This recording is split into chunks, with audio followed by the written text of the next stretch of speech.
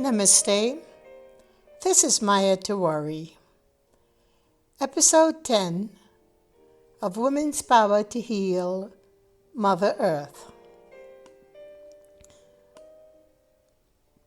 Reclaiming traditional indigenous medicines. We must reclaim what belongs naturally to Mother Earth if we are going to solve the present crisis and the challenges that lay ahead for our next generation. Since prehistoric times, humans have used natural products with respect for Mother Earth, plants, microorganisms, marine organisms, in medicines, and to some extent the animals as well, to alleviate and treat diseases. According to fossil records, the human use of plant as medicine may be traced back at least 80,000 years ago, and that's taking a guess. I believe it is a lot earlier. Natural medicines, such as traditional systems from India, China, Japan, Korea, the Aboriginal medicines. We're talking about in Ayurveda, in India, Ayurveda and Siddha medicines. Also Islamic medicine, Unani, very popular in India as well. Traditional Chinese medicines, Japanese Kampo medicines, and the traditional Korean medicine. We have had in later years homeopathy and naturopathy as well. But this does not include the world's medicines. These are medicine systems that have for some part, and in case of Ayurveda for the most part, survived the ravages of time and history. But let us get back to why we must reclaim the beneficence of our natural resources, indigenous and native medicine systems. Because until we do, we cannot protect Mother Earth, and therefore we cannot protect ourselves or any species in our world. The time has come when pharmaceuticals, corporations, and other privatized interests have had their day. They have had almost 100 years of contributing to human misery and to the misery of the planet. And it is now time. The time has given us a major opening, a major invitation, not only through the present pandemic, but through the cessation of health, our health, the world's health, all due to the demise or the compromises made toward Mother Nature. According to the World Health Organization, 75% of the world population are currently using herbs for basic healthcare needs. The number of species in India traditionally used in Ayurveda is over 25,000 plants or herbs. Siddha medicine uses perhaps over 2,500, with 1,500 uses for Unani medicine. Tibetan medicine, 500 or so. Homeopathy, 1,000. These are estimations of the number of herbs that are currently in use. Native folk medicine in India, about 5,000. More than 7,500 plant species are currently used in other forms of natural medicines.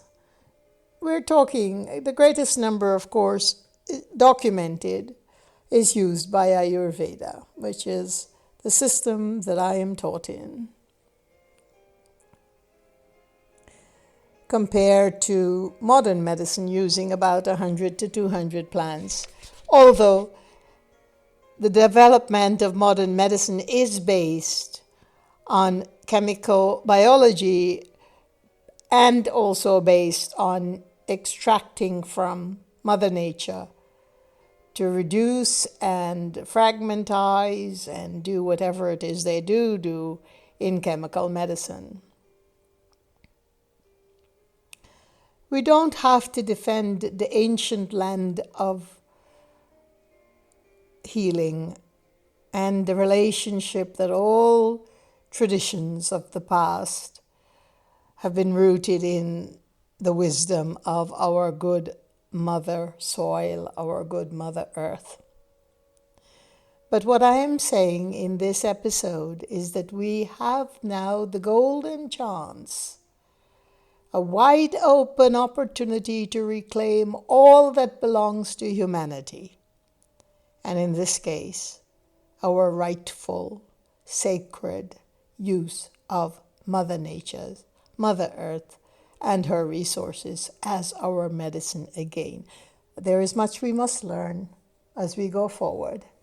But if we keep an open mind and open arms with each other, we can learn this, because the very time in history is catapulting us into a present and future that belongs to us.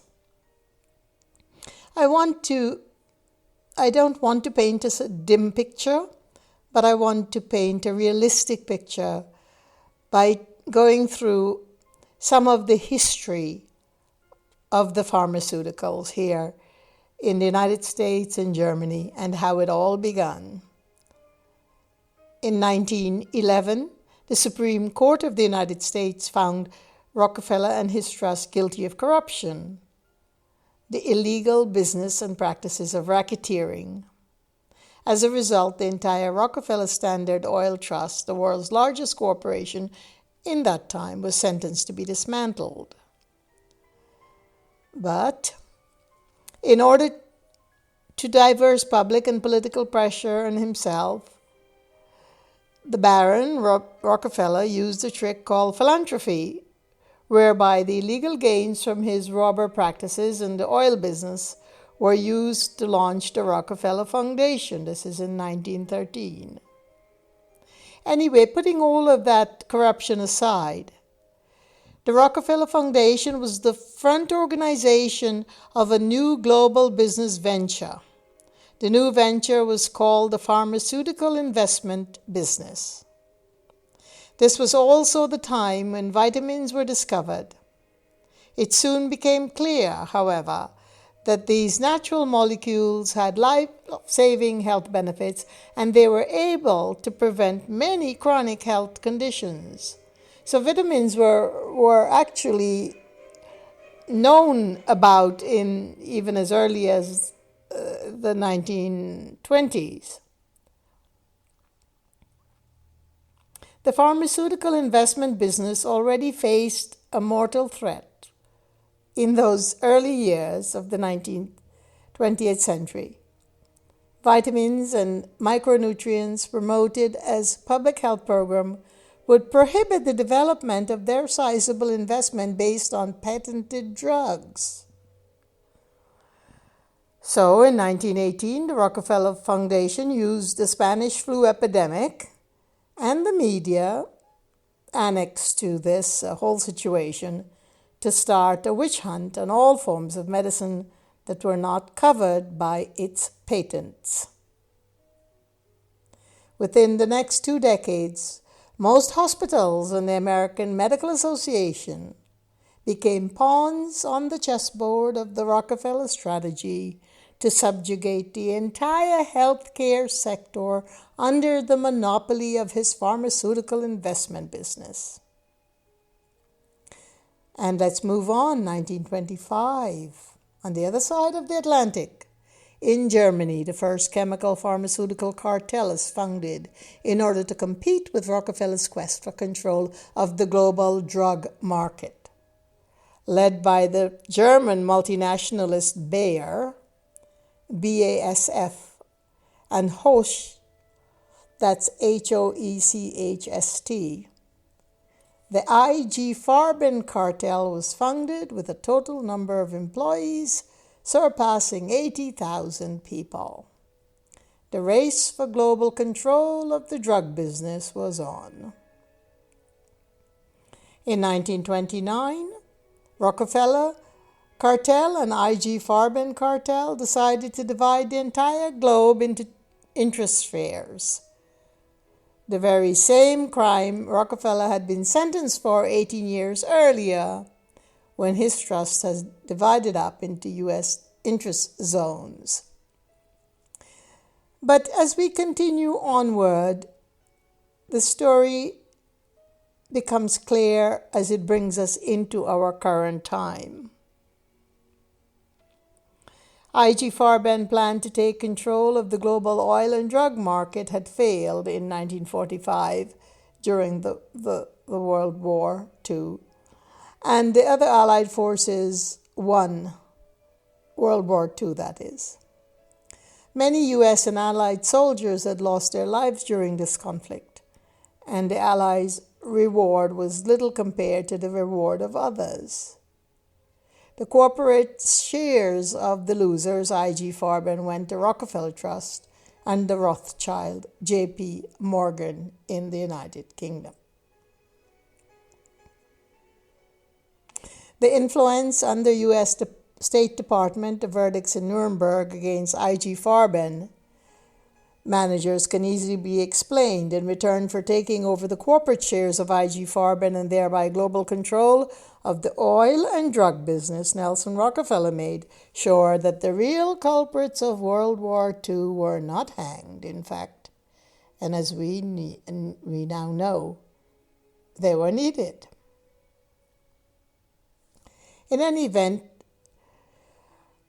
as the Federal Republic of Germany was founded in 1949, this was the first time in history that the constitution and society of industrialized nation could be planned and modeled as a fortress of pharmaceutical investment business, a transatlantic outpost of Rockefeller's interests. So the role of Rockefeller brothers from 1945 to 1950 were not limited into taking global monopolies of oil and drug business. They also needed to create a political framework for these businesses to thrive and continue to do what they do today. Under their influence, the United Nations was founded in 1945 in San Francisco. To seize political control of the post-war world, 3 countries, leading drug export nations, had all the say, and 200 other nations were rendered mere spectators to the process. Founded as an organization to allegedly serve the well-being of the people of the world, the UN subsidiary organizations such as World Health Organization, that's WHO, and World Trade Organization, WTO, soon turned out to be nothing more than the political arms of the global oil and drug interests. Anyhow, coming back into the present. In the 60s, during the Flower Child Revolution, Linus Pauling and other eminent scientists who deserve credit for having kept open the doors of knowledge about health benefits of vitamins and other effective natural approaches here in the United States. If it were not for them, we would already be living in the health prison that we are in today, guarded by the gatekeepers of the pharmaceutical business, with disease in medicine, politics, and the media. Now, this looks like a dim picture, but in fact, it is the reality. It is the truth. It is the timeline of the growth and success of the pharmaceutical business, which, in fact, had no desire to find cure for disease, but rather just a panache, a light cover, a light relief for the symptoms of disease, which propagated more legal drug use in the world for various diseases, doctors who had given their oath and life to the preservation of life on earth, human life that is, were compromised by the billions, because the compromise that they had to live with, what they were annexed to the pharmaceutical business, and for the most part, depending on the institutions that they served, they would have to serve the prescribed drugs.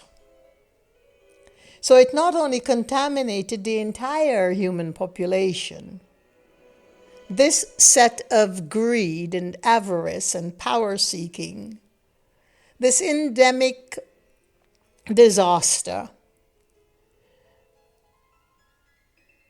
became the convoluted environment in which all good physicians and health keepers, nurses aides, and the entire structure had to work within. They were forced to work within this inhumane set of structures to profit on the disease of humanity is amongst the worst world crime against humanity there is.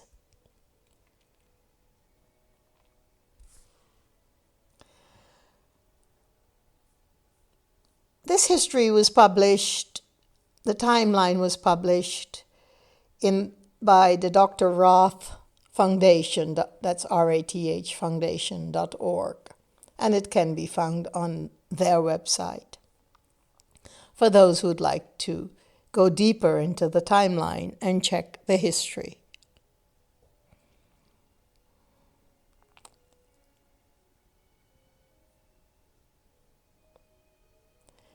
Dr. Roth was to identify micronutrients deficiency as the primary cause of diseases in modern medicine.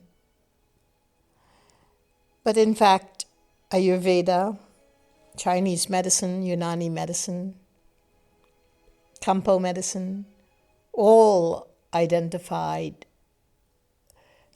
We didn't call it micronutrients because in traditional medicine, we do not fragmentize. We do not use the reductionist understanding of medicine to treat diseases. We use what is called the whole medicine, the whole person, the whole, and go directly to the cause of disease. So in Ayurveda, we would not subscribe to the reductionist system, even if we're talking about micronutrients, because we're still fragmentizing, we are still reducing, we are still dissecting, we are still pulling apart the whole and looking at micro pieces of the puzzle that could never, ever give us the whole unless we were looking for the whole.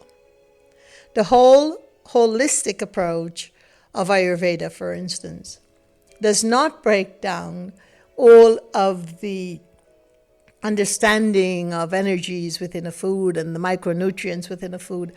And whereas it's good to have that information, we need to know that it is also that information that gives birth to this humongous profiteering industry that is just money-driven, just profit-driven, to supply humanity with all of its various products. Consciousness has no products. So the solution is not necessarily all of these trillions of packages of micronutrients or nutrients or vitamins or supplements. No, it is what we say in Wise Earth Ayurveda, inner medicine, that we have the ability to heal ourselves, and therefore, when we use the wholeness of Mother Nature through her seasons and her cycles and the cyclical changes of her 5 elements as they course through each season, and when we take into consideration further the development of angst and dissent and controversies that are placed in unnatural events such as the tornado that just came through my mountain here in Pisgah Mountain in Candler, we are beginning to look at whole picture, whole healing, and the system of restoring the wholly salubrious again.